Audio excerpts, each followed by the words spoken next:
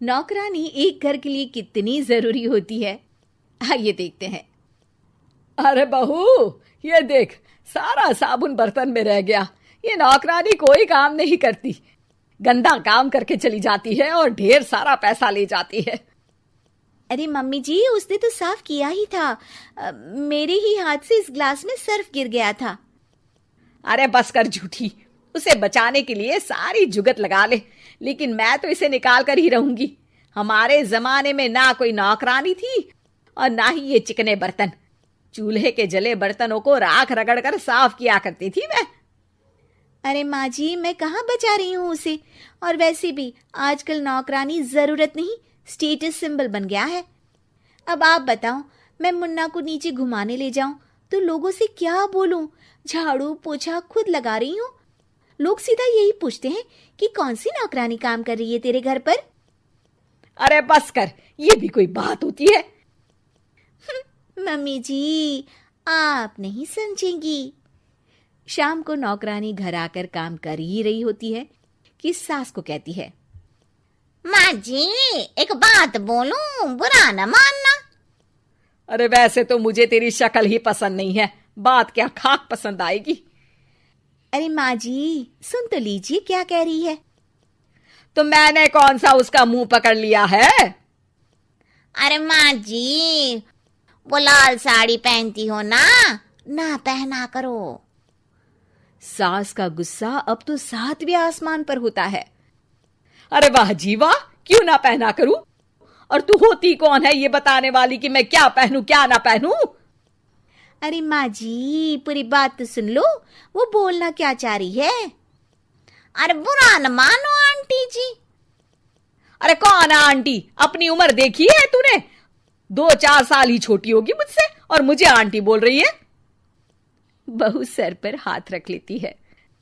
अरे अच्छी खासी उम्र दराज हो और आंटी ना बोलूं? मैं तुम्हारी बहू से भी 4 साल छोटी हूं। क्यों दीदी? बोलती भी क्या, एक तरफ सास यानी पति की माँ, तो दूसरी तरफ नौकरानी जिसके बिना घर का काम नहीं चल सकता। वो दरअसल माँ जी की शादी भी बहुत जल्दी हो गई थी ना। अच्छा ये झगड़ा छोड़ो, ये बताओ तुम माँ जी को लाल साड़ी पहनने से क्यों मना कर रही हो? वो ना, इनकी उम्र की सारी औरतें सोसाइटी में इनके लिए बात करती हैं कि तुम्हारी सास बुढ़ी घोड़ी लाल लगाम है। बहू को ये सुनकर गुस्सा आ जाता है। अरे वाह वाह, कौन बोलता है जी?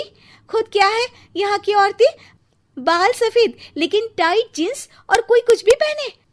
अरे पहनना हमारा निजी हक है, किसी को कुछ हक नहीं बनता कि वो मेरी सास के लिए कुछ बोले।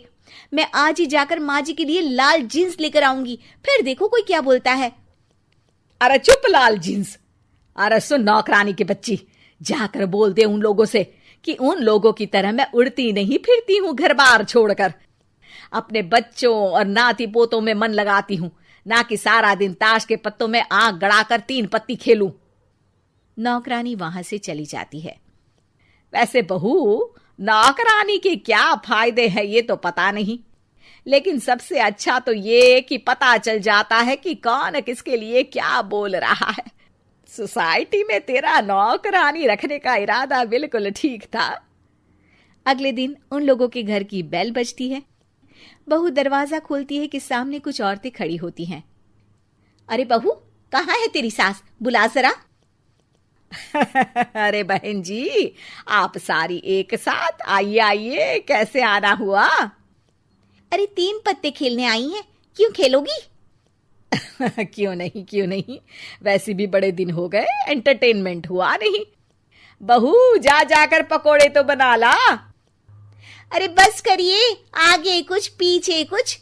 वैसे तो कहती है कि परिवार पर ध्यान देती है, हमारी तरह 3 पत्तियां नहीं खेलती।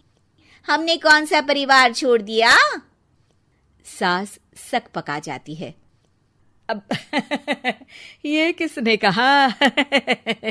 मैं तो कहती हूं कि मैं भी थोड़ा बाहर निकलूं। आपने ही तो कमला नौकरानी से ये सारी बात की थी। सास और बहू को अब सारी कहानी समझ आ जाती है कि सोसाइटी की औरतें क्यों भड़क रही हैं। माफ करिए आंटी, मैं छोटी हूँ, लेकिन फिर भी पहले तो आप लोगों ने माँ की लाल साड़ी का मजाक उड़ाया था ना। हाँ हाँ, उड़ाया था, लेकिन उससे पहले तो तुम लोगों ने हमारी जीन्स के बारे में बात की थी। अरे क्यों ना पहने हम जीन्स, तुम्हारे पैसों की थोड़ी ना है। सास और बहू सर पकड़ कर बैठ जाती है। देखा बहू, ये खेल कर गई तेरी नौकरानी, यहाँ की बात वहां तो वहां की बात यहाँ।